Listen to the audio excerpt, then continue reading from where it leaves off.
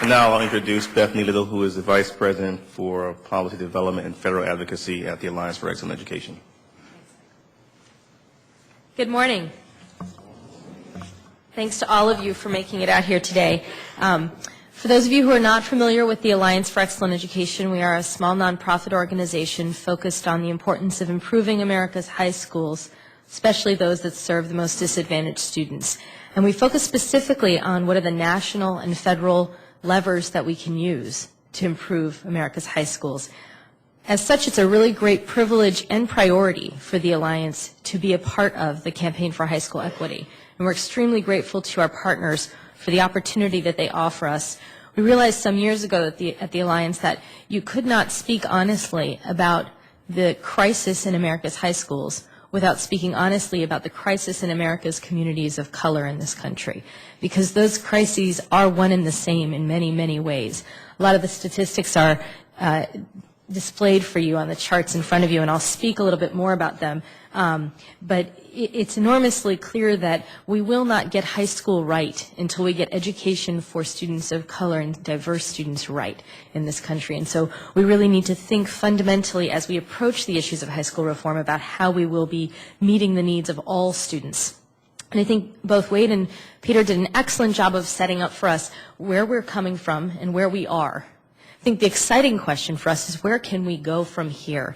And I think the opportunity of No Child Left Behind reauthorization is a great one from our point of view. Let me speak for a second from specifically high school reform, where we're coming from.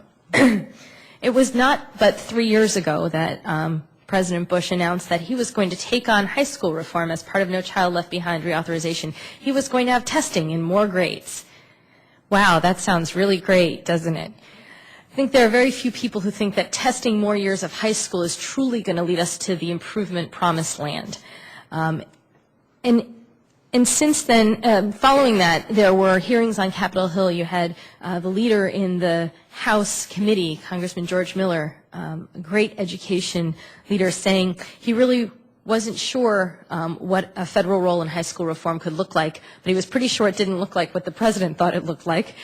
Then you had Congressman Mike Castle, also a strong leader on the House side, saying he was pretty sure there wasn't a federal role in high school reform. So things did not look good for thinking about how high school reform could be done as part of No Child Left Behind.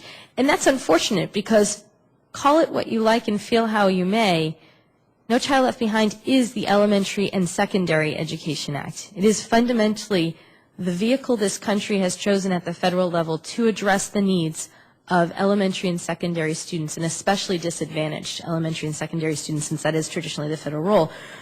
So the good news is since then, the conversation has moved significantly. And now, as we really enter the full-blown discussions of NCLB reauthorization, there are exciting proposals on the table for real high school reform and real change as part of this reauthorization.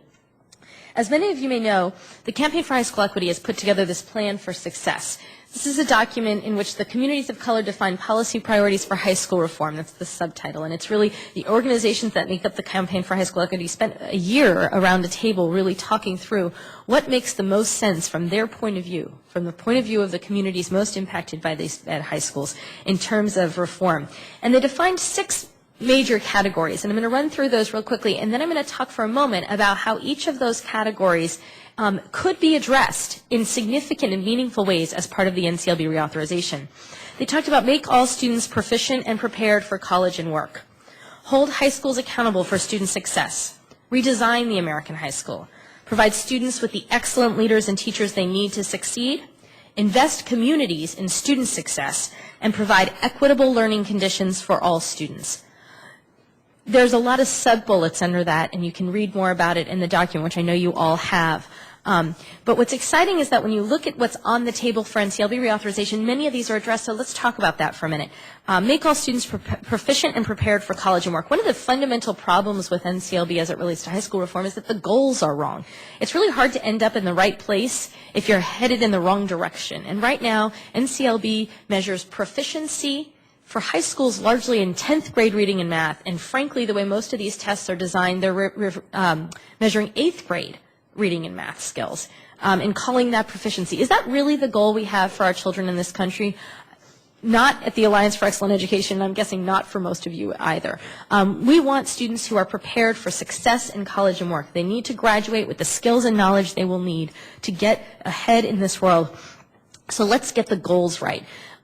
You can see in the House discussion draft of NCLB reauthorization a move to college and work readiness as the goal, instead of simply a definition of proficiency.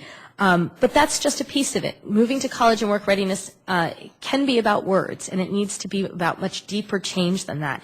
We really need to look at how the assessments that are used are measuring college and work readiness. We need to look at access to rigor and no more narrowing of curriculum. We need to look at how we are sure that students are getting access to the full range of college prep curriculum that they need, all students accessing that.